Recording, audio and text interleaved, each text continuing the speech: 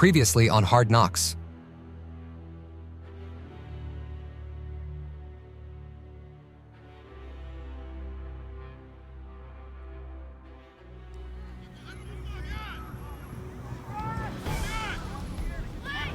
Did you just say monkey see monkey? You said that? I think you did. Hey, we're in black! Hey, stop marking around the ball!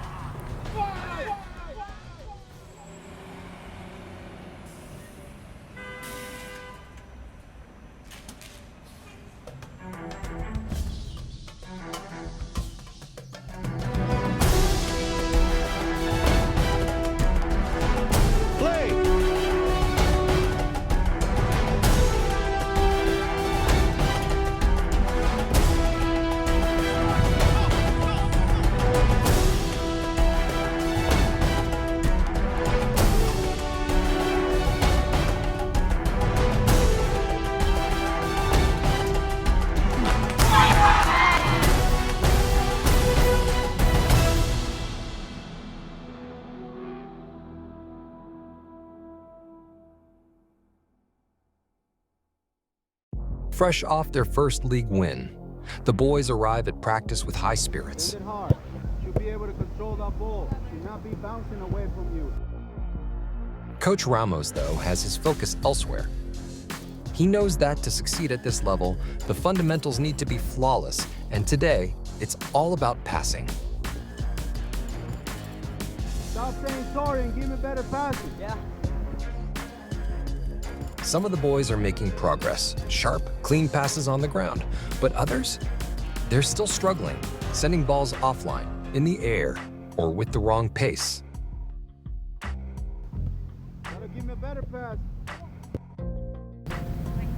Are you kicking the ball like it's a day in the park and you running like this? Again, fancy stuff, I don't want it. I don't care for it.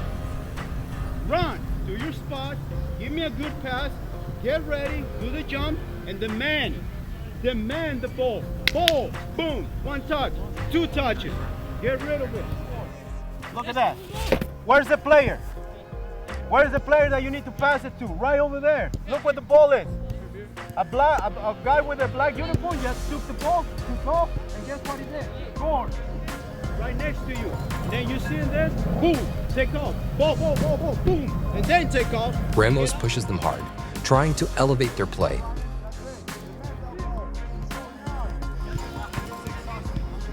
Come on, it has to be quicker!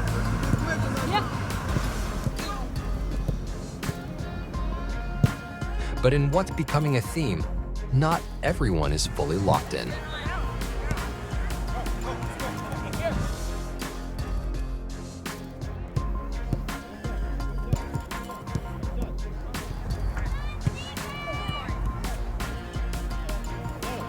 Give me a good pass. Don't give me that crap. You're not impressing anybody by doing that. Yesterday you did a sweet goal by putting the ball and hitting the ball the way it is supposed to be, properly. But this thing, better stop with that. Not showing that you're not really into it. Give me a good pass, solid one pass, one touch. Do it again. One solid pass. Yeah, ball. Like they have like a whole restaurant. Stop! That's the final straw. Line up right here. It's a disappointing moment, especially after the highs of their Line up recent right win. here. Everybody, let's go. Ready? On the line. I'm gonna say it again. You don't want to be here. Don't be here. Go sit down. Get out of here. Go. Go. Legit in the negative. Like Right then on the line. September 29th. Lake Travis faced off against HFC in what would be a game packed with goals and a touch of controversy. It didn't take long for the action to start. In just the 4th minute, Hank found an opening and slid a low cross into the box. The ball found its way to a beer, and with his left foot, LT was up 1-0.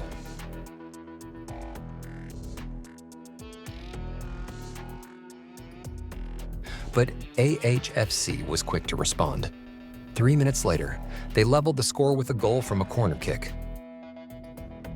Soon after, a long-range shot slipped just over Sterling's outstretched hand, giving HFC the lead.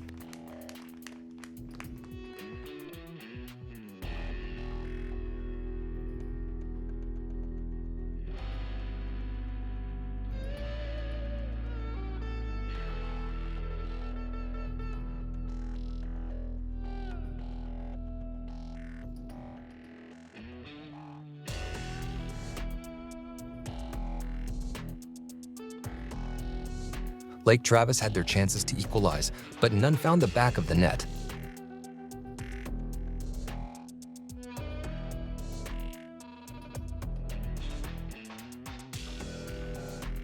And just before the half, AHFC struck again, making it 3-1.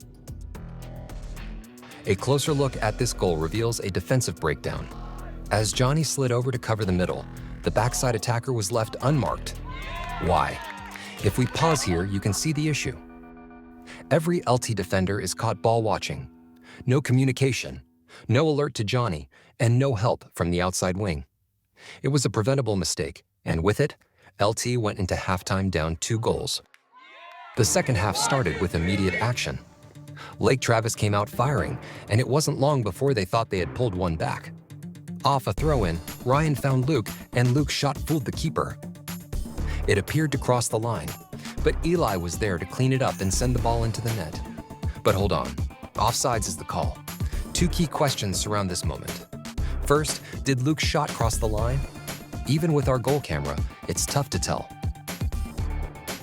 And second, was Eli offsides when Luke took the shot? According to the offside rule, if a player is in an offside position when the ball is played, but the ball deflects off the goalkeeper, that player can still be called offside. The key factor is whether the player was in an offside position at the moment the original shot was taken. After a brief deliberation, the goal would be disallowed, leaving Lake Travis still 2 goals behind. A few minutes after the disallowed goal, Lake Travis had another opportunity to close the gap. A familiar scene unfolded. Another shot bounced off the goalkeeper, and Eli was there again, ready to clean it up. Hard to believe, but the same play had happened twice. Freezing the frame, it looks like Eli may have been even further offside this time.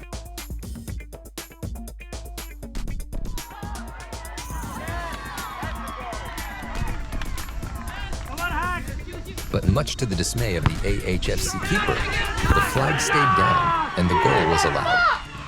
Lake Travis was back in it, but their comeback was just beginning. Not long after the second half water break, Isaac found space, took his chance, and with a perfect touch, sent the ball into the upper corner of the net. Suddenly, the score was level with 18 minutes still to play.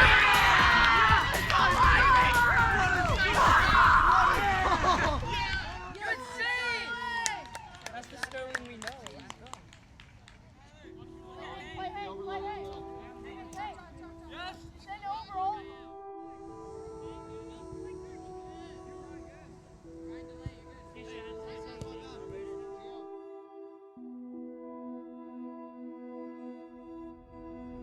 Lake Travis nearly completed the comeback, just moments after Isaac's equalizer. Blake sent a pass to Isaac, giving him an open look at goal.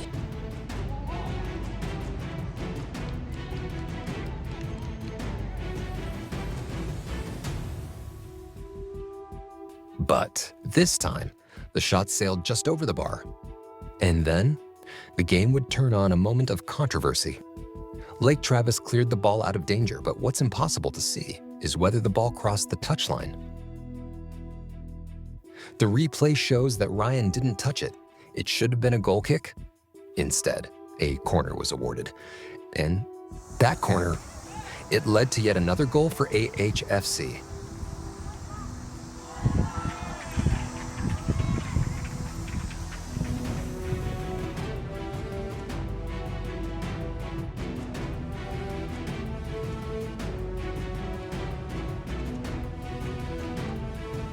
There was not much time left. and Hank provided one last chance.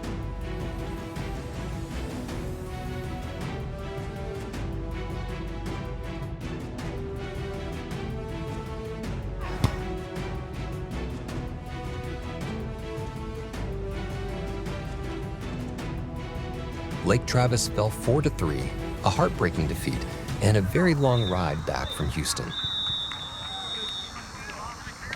So the rest of the season we'll be home. Let's see if we can hold it. Let's see if we can, turn it around at home. Home is where the heart is, or so they hoped.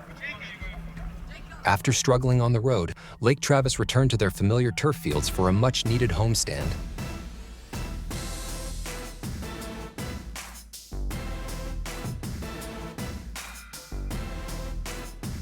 Early and often, they pressed against cavalry, but offsides flags repeatedly halted their attacks. Start building it up, Red. Build it up.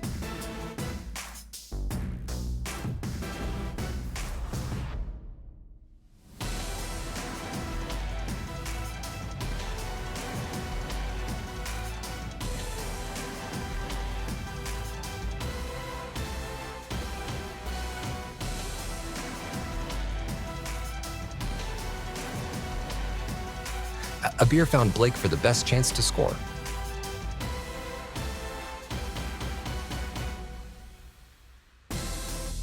But the finish never came.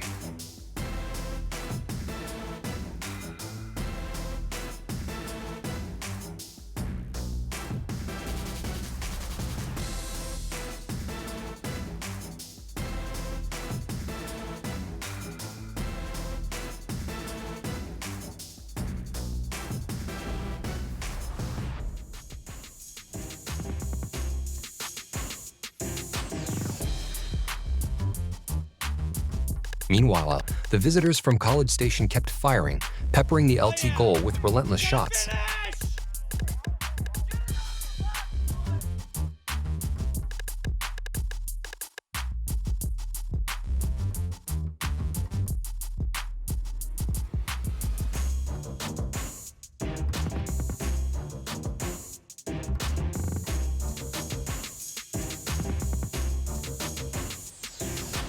Hey, Johnny, talk to him.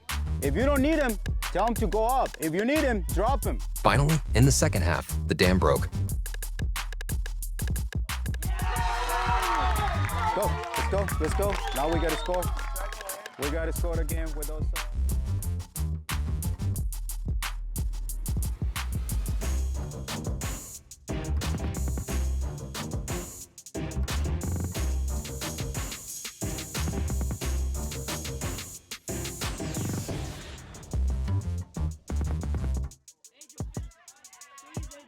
Shot.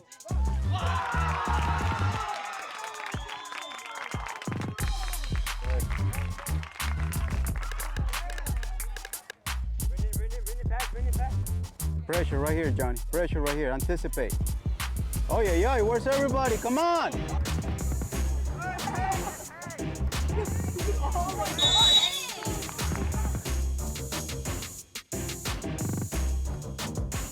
Lake Travis fell 4-1, a tough loss on home soil and a precursor of things to come.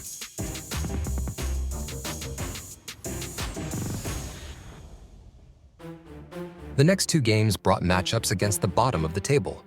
First up was One World, and it started like an easy win.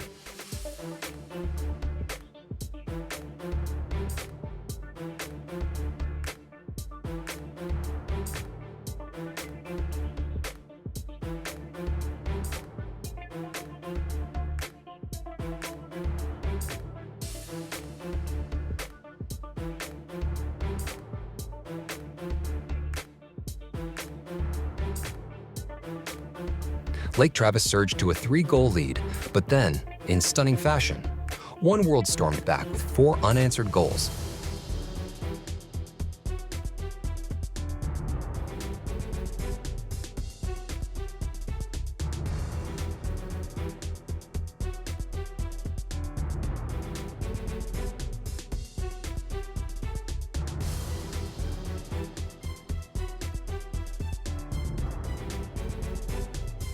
With under a minute to play, Lake Travis found a lifeline, heading the ball across the line.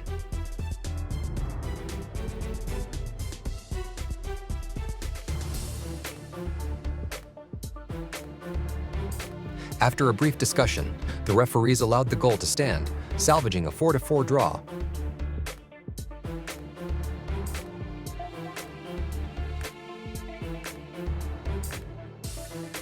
Next up, a rivalry clash with Westlake. This time, Lake Travis left no doubt, cruising to a dominant 4-1 victory. A satisfying end to a roller coaster week.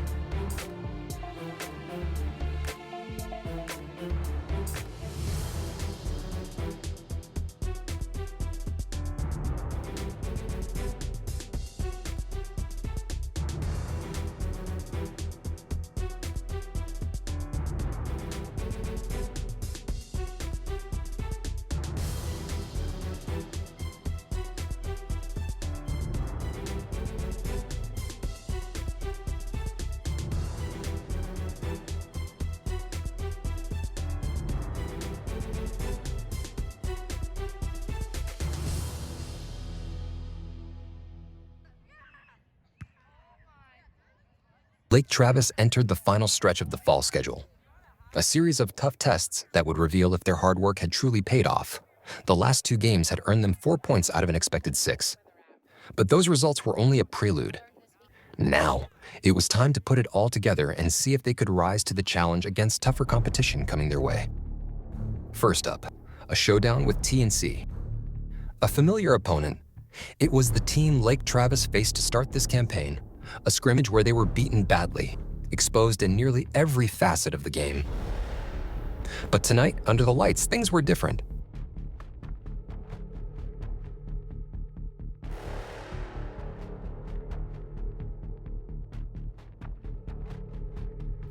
Down 4-2 at halftime, Lake Travis came out in the second half determined and controlled the play. Their crosstown rivals were on their heels.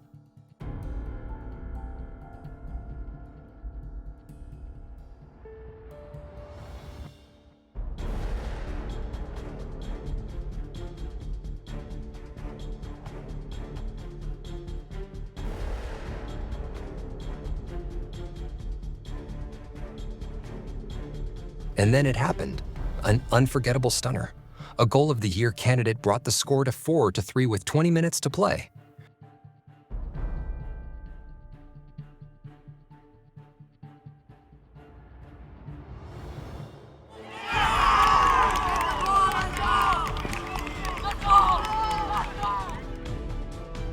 Momentum was on their side. Lake Travis pressed forward, searching for the equalizer.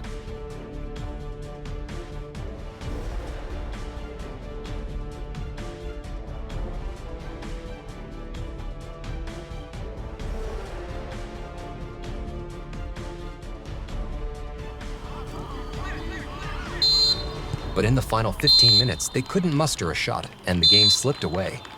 With 7 games left in the season, Eli's unforgettable goal would prove to be their last of the fall. A bitter reminder of how quickly opportunities can fade. Next up, a matchup with San Antonio's 2-10. Once again, Lake Travis found themselves hampered by the offsides bug, unable to break through early.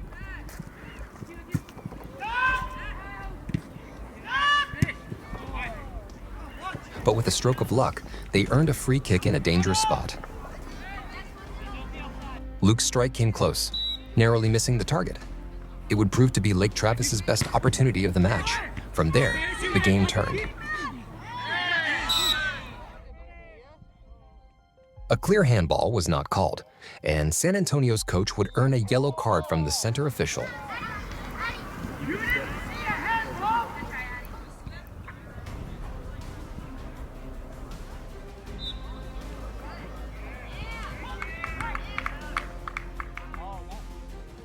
Despite some unfavorable calls, 2-10 overwhelmed the Lake Travis defense, capitalizing on their chances. The result? Another tough home loss for Lake Travis.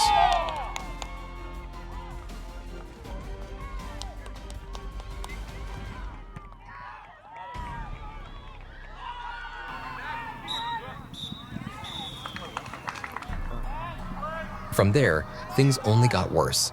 Lake Travis faced off against one of the top teams in the league, and the gap between the two sides quickly became apparent. The lone bright spot came early, when the game was still up for grabs.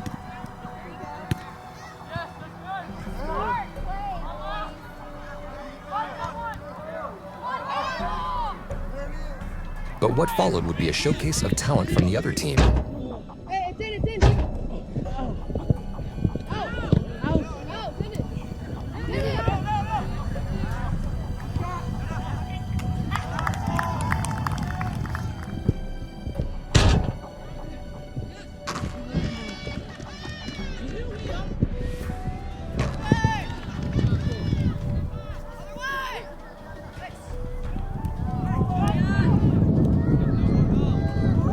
Goals later, Lake Travis endured their most lopsided defeat of the season. It was a harsh reminder of just how far they still had to go.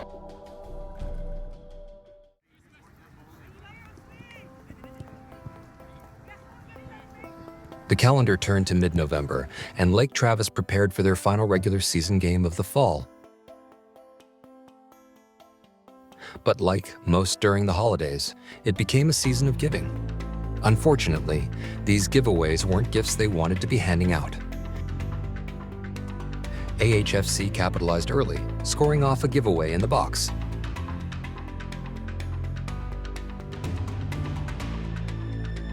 In the first half alone, Lake Travis averaged more than one giveaway per minute, a level of play far from what's needed to compete at the highest level.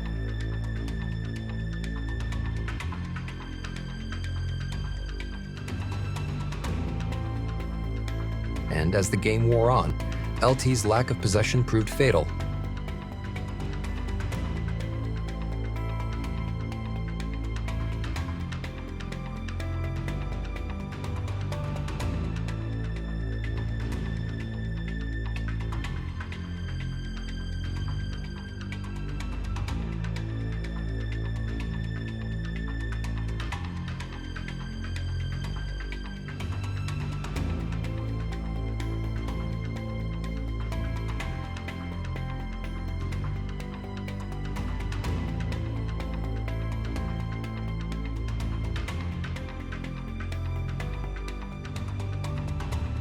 Possession in soccer often breaks down due to poor first touches and inaccurate passing, both of which make it harder to control the game.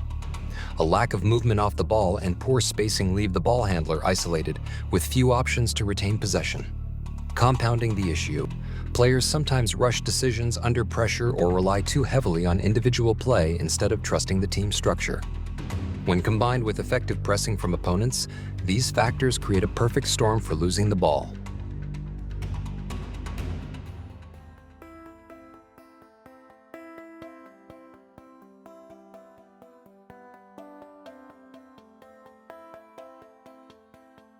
Bright spots had surfaced at times this season, but this game would not be one of them.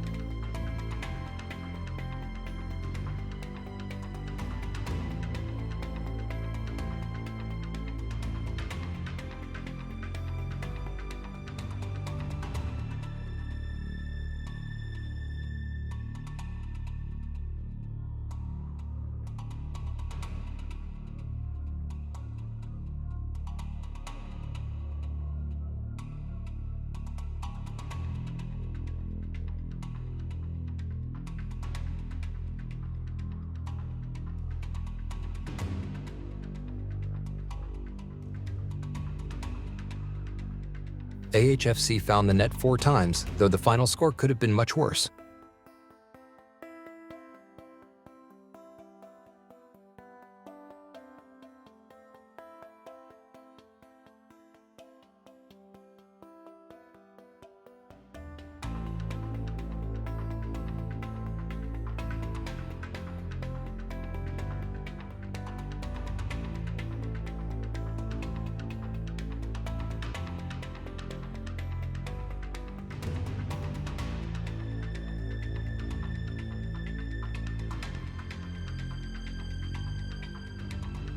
As the sun set on the fall season, questions lingered. Could this team rebound in the spring? Could they rise to the challenge and become competitive? And, perhaps most importantly, what positives could they hold on to as they prepared for the journey ahead?